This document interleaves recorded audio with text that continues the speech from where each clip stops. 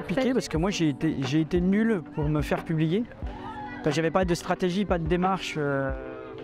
En revanche, alors on dit tout le temps que c'est des coups de bol, mais c'est un peu vrai. Moi j'ai été libraire à Lyon, à la librairie Passage. J'avais rencontré Pierre-Jean Balzan, donc je connaissais la Fosse aux Ours. Je le connaissais pas personnellement, mais je savais qui c'était. Et je savais que c'est quelqu'un qui avait un humour qui pouvait me ressembler. Et quand j'ai fini ce bouquin qui s'appelait Mauvais Coup, c'est à lui que j'ai envoyé en premier. Et d'ailleurs, j'ai pas eu affaire à l'envoyer ailleurs, puisque lui, il a accepté. Moi, ce qu'on m'a toujours dit, c'est qu'il faut identifier les livres qu'on aime lire, et essayer de repérer les directeurs de collection et les renvoyer à eux. Alors, c'est pas... il n'y a pas une publication derrière assurée, mais je pense que ça tombe sous le sens. Et puis aussi, pour les plus malins, il faut aller traîner dans les salons du livre, aller boire des coups avec les auteurs, avec les éditeurs, avec enfin, tout le monde du livre, tous les professionnels. Alors ça suffit pas, hein. Si on n'a pas de travail, ou de talent, ou les deux, je pense que le réseau, je suis persuadé que le réseau ne sert à rien, le réseau seul. Mais il faut quand même en avoir, il faut savoir se le créer.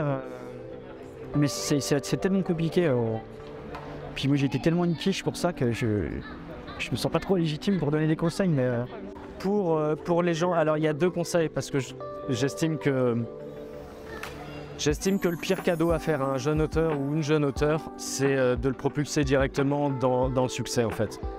C'est le pire, ça paraît génial d'envoyer son manuscrit, d'avoir 3 réponses positives d'emblée alors qu'on a une vingtaine d'années ou voire moins.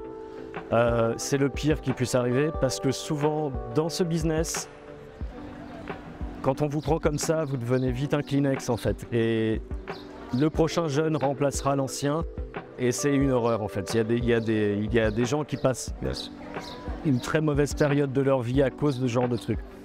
Donc soyez sérieux et c'est pas parce que vous avez le succès que vous avez le travail et engagez-vous à fond là-dedans.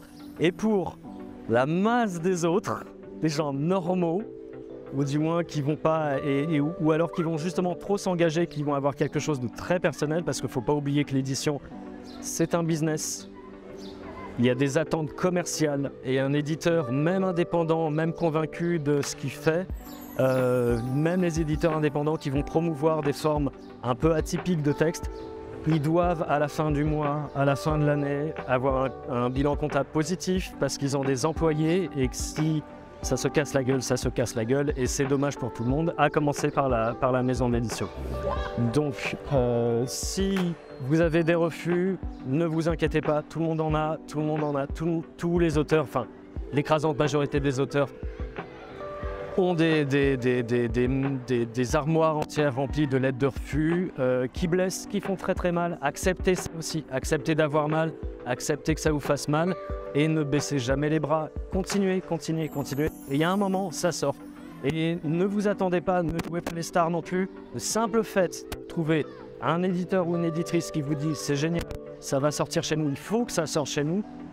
En soi, c'est une récompense. Le fait d'avoir son bouquin imprimé dans les mains, c'est en soi une récompense. Les ventes, le succès, la gloriole, etc. Si vous vous appliquez vraiment sérieusement à ce que vous avez envie de faire, si vous n'avez pas d'autre choix que de faire ça, tout le reste est complètement accessoire. C'est beaucoup. Alors ça c'est un bon conseil. Souvent on veut écrire les livres qui nous font rêver ou les livres qu'on aime lire. Il faut écrire les livres dont on est capable. Tout le monde ne peut pas tous. Il y a cette fameuse phrase moi, qui m'a beaucoup influencé de...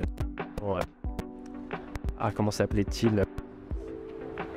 Enfin, un champion du monde de boxe. Son nom de famille c'est Louis, mais j'ai perdu son prénom, excusez-moi. À la fin de sa carrière, on lui demande quel bilan tirez-vous de votre carrière sportive. Et il avait dit j'ai fait du mieux que je pouvais avec ce que j'avais. Alors il faut faire avec ce qu'on a. C'est-à-dire que moi longtemps j'ai voulu écrire des romans de bourgeois, et ça marchait pas du tout quoi. Et c'est à partir du moment où j'ai écrit avec le type de vie que j'avais, les affects qui me traversaient, la langue qui était la mienne, que tout ça c'est aligné. c'est très difficile de comprendre ce dont on est capable. Et ça suppose de se connaître un petit peu. Et d'accepter où sont ces territoires d'écriture en fait, quoi. Et ses limites. Ouais, c'est-à-dire que on ne peut pas tout et il vaut mieux être un écrivain mineur qui fait des bons bouquins que de péter les plombs au cul et puis de faire des daubes, quoi. Enfin, vraiment. Fou, on a toujours le plus mieux. Oui, alors et puis après, il y a les quêtes existentielles, des gens qui écrivent pour devenir quelqu'un d'autre, tout ça, bon, on se perd là-dedans et il faut écrire le livre qu'on peut. Aussi, il y a une masse de terminé.